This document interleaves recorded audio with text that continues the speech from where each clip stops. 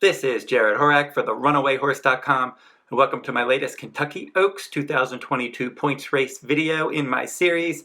I've covered 16 races in this series, and in this series, 4 wins, 3 seconds, and 3 third-place finishes, including a third-place finish last week, my top choice Ugiri in the Honeybee. Nobody was beating Secret Oath that day. She was the heavy favorite for trainer Dwayne Lucas, and she dominated that race. She's the top 3-year-old filly in the country at this point, it looks like.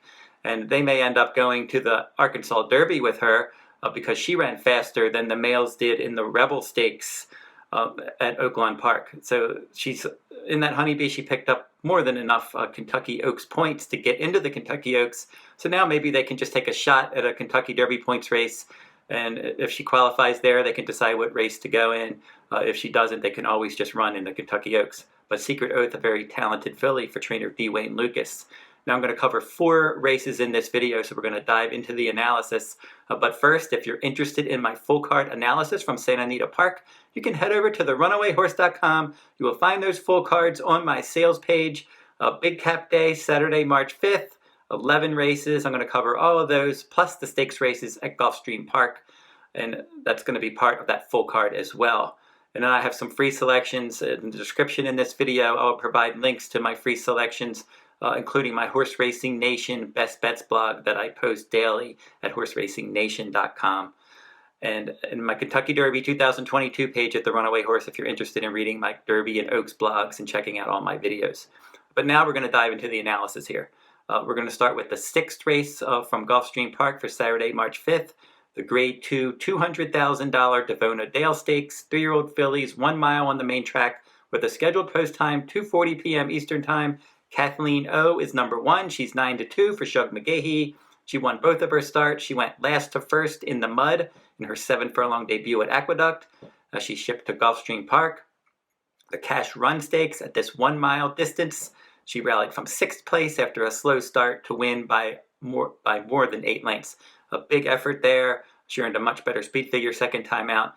It's just a question of, is she going to get enough pace help to set up her late run? Number 2, Classy Edition, is 3 for 3 for trainer Todd Pletcher. All 3 of those victories were in the New York bred ranks. They paid $550,000 for her. And in those wins, she stalked the pace each time. And she earned better speed figures in each of her 3 starts. Now she's going to stretch out to a 1-turn mile. She has a bullet workout for this, and she'll probably be stalking the pace under her winning rider, Irad Ortiz Jr. Number 3, Girl with a Dream. She was able to control the pace in the Grade 3 Forward Gal, a Kentucky Oaks points race last time out. That was at 7 furlongs on February 5th. And in that race, from post 6, she was clear, and she just stayed clear throughout, and she won by a length. The clear runner-up there was rallying from off the pace, and that was Radio Days, and she's not back in this race for Shug McGahee. She's shipped to New York to run in the Busher. So Girl with a Dream is probably going to try to get out there and control the pace again. She's won her last 3 starts, and her last 2 starts she went wire to wire. Number 4, Outfoxed.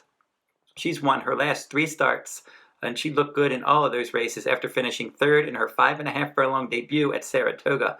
And then she broke her maiden second time out at Gulfstream at 7 furlongs against Florida Sire Stakes Company, and she won that one by 13 lengths, rallying from 7th place. And then they stretched her out in distance in the Florida Sire Series at 1 mile and a 16th last September, and she won by the length of the stretch there, by more than 9 lengths. And then they brought her back in the 7 furlong Gasparilla Stakes at Tampa Bay Downs in January. She stalked the pace, and she won by 3/4 of a length. The runner-up, Goddess of Fire, came back and somewhat flattered her when she finished 2nd last week recently in the Rachel Alexandra Stakes at Fairgrounds. So Outfoxed certainly knows how to win races. She's got enough tactical speed to keep the leaders in her sights. Sweet Dani Girl's the 5. She's 4-1. Jose Ortiz is going to ride. She ran well in all 3 starts. They were sprint races last year. 6 furlong debut. She stalked. She won. 6 furlongs at Keeneland in a stakes race second time out. She stalked from an outer post and won that one. And then last time out, 6.5 furlongs at Churchill Downs in the Fern Creek. She was an even 3rd there. So it's a little bit concerning that she went from 6 to 6.5, and she lost ground in the stretch, and now she's got to go a mile off of a layoff against a decent group. Number 6, Cocktail Moments, is a late runner. She rallied from 10th to win her debut at 7 furlongs. And then last time out, she stretched out to 1.70 miles in the Untappable Stakes, a Kentucky Oaks points race at Fairgrounds. In that 1.70 miles race, she ended up finishing an okay third. At this race, I'm just concerned with her lack of speed and then cutting back in distance if she's going to be able to outfinish some of these. Negrita is number 7. She's 20 to 1 morning line, and she's eligible to show speed from that outside post. She showed speed last time out against Optional Claiming Company. She weakened to finish third by 10, and she was a well-beaten second behind Kathleen O in her previous start. So she can attend the pace, but it looks like some of these are going to be a bit tougher than her. So now looking at my top 3 selections in this race, for my third choice, I'll go with Kathleen O. I think she's got a lot of talent for Shug McGahee. I just don't know that she's going to get enough pace help in here to set up that late charge. My second choice will be Girl with a Dream, number 3, because I think if she's able to get out there and control the pace again, she could win it. Plus, she's won her last 3, and she certainly knows how to win races. And then finally, my top choice is going to be number 4, Outfoxed, for trainer Bill Mott. Really like her what she's shown so far, especially in those last 3 starts, winning those races nicely, and then winning that stakes race last time at Tampa Bay, which should set her up well in this 1-turn mile. And that tactical speed, if she can just get just enough pace help in here, I think that she might be able to run down Girl with a Dream and get the job done. So Outfox will be my top choice in the Davona Dale. So now let's jump over to the Busher, and I'll just give out quick picks in these other 3 races. In the Busher, it's going to be the 9th race at Aqueduct on Saturday, March 5th. And in this race, they're going to be traveling 1 mile around 1 turn on the main track.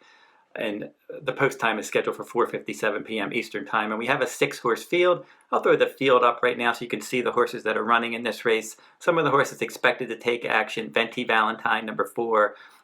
Magic Circle will probably take some money. But the morning line favorite in here is the 6, Radio Days. And I mentioned that one from the Davona Dale because Girl with a Dream was able to wire the field that day. And Radio Days ended up finishing second. That wasn't a bad effort, considering Gulfstream's a speed-favoring track. And then on top of that, the pace was very controlled in there for Girl with a Dream. And Radio Days tried to rally from off the pace, and she was just miles clear of the rest in there. She just couldn't quite get to that winner. But if you look at her start, her second career start, it was at Aqueduct against Optional Claiming Company. And that was her best career speed figure, and she stuck the pace and ran away with that one. So I think getting back to Aqueduct with that outside post, I think she can stay within hailing distance of the leaders, and maybe she can get the job done and win the Busher. So Radio Days will be my top choice in the Busher. Now we'll jump over to Turfway Park. In Turfway Park, we're going to do the Cincinnati Trophy Stakes for Saturday, March 5th. It's their 6th race. It's 1 mile on the all-weather surface, and obviously for 3-year-old fillies on this road to the Kentucky Oaks, with a scheduled post time 8:46 p.m. Eastern Time. This race has a heavy favorite, and I wouldn't be surprised if she won. That's number 5, Marissa's Lady, at even money. She's won all 4 of her starts at shorter distances.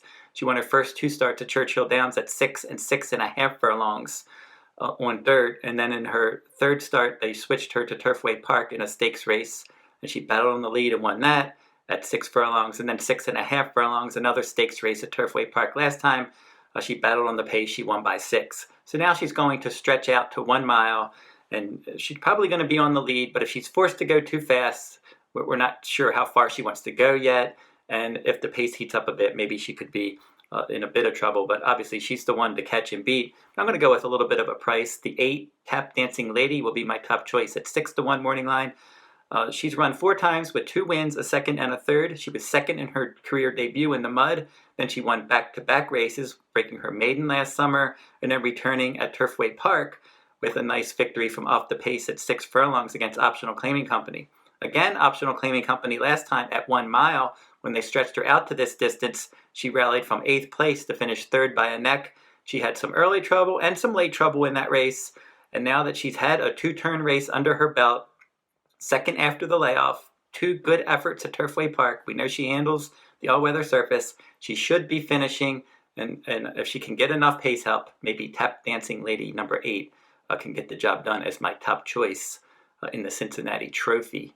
Now finally, we're going to do one more race, and this one is going to be for Sunday, March 6th, and on the road to the Kentucky Oaks. It'll be the 8th race from Santa Anita Park, the Grade 3 Santa Ysabel Stakes, $100,000 purse, 1 mile and a 16th on the main track, Scheduled post time for this race for Sunday, March 6th, 7 p.m. Eastern Time. Some decent horses in here. Desert Dawn's in this one. She was third in the Chandelier. Ain't Easy won the Chandelier easily last year, and then she was injured, and now she's back now. She's been working steadily. Miss Everything is the 3 in here for Keith DeSarmo. Cairo Memories was second in the Starlet behind Ida, and Ida's in here as well. Microshare still a maiden for Richard Mandela. And some of the others in here to look at. Under the Stars for trainer Bob Baffert obviously is one that's going to be a contender throughout from that outside post, stretching out in distance after back-to-back wins. She won the Santa Ynez last time out, Kentucky Oaks points race, but Bob Baffert trainees aren't eligible to earn Kentucky Derby or Kentucky Oaks points because he's banned from running in that race this year. But Under the Stars obviously is a win contender, but she just can't pick up any points along with any Bob Baffert trainees like Ida as well. So there's a few different horses that can win this race, especially Under the Stars. She was my top choice last time. I'm going to go with Ain't Easy, the 2 for trainer Phil D'Amato. She won both starts easily last year. She won her debut at Del Mar, 5.5 furlongs by more than 5 lengths. And then in that Chandelier, she tracked the pace, and she just ran away with that one. I thought she was going to have a decent shot in the Breeders' Cup Juvenile Fillies. But as I said, she was injured. She's now making her comeback. They paid $400,000 for her. Her work pattern seems pretty steady, and John Velasquez is going to ride. And I would expect that she's probably ready to go off the layoff. She's probably going to be forwardly placed. So I'm going to take a shot with Ain't Easy. She's part of my Kentucky Oaks exceptional or top 5 contenders at this point. You can read my Kentucky Oaks blogs at therunawayhorse.com on my Kentucky Derby 2022 page if you're interested in any of those, where I update, recap the points races, update the point standings, and give out my top 5 contenders. All that's at therunawayhorse.com on my Derby page. So that'll wrap up this video. Next week I'll be back, and I'll be doing some more on the road to Derby and Oaks points races. And until then, good luck at the races.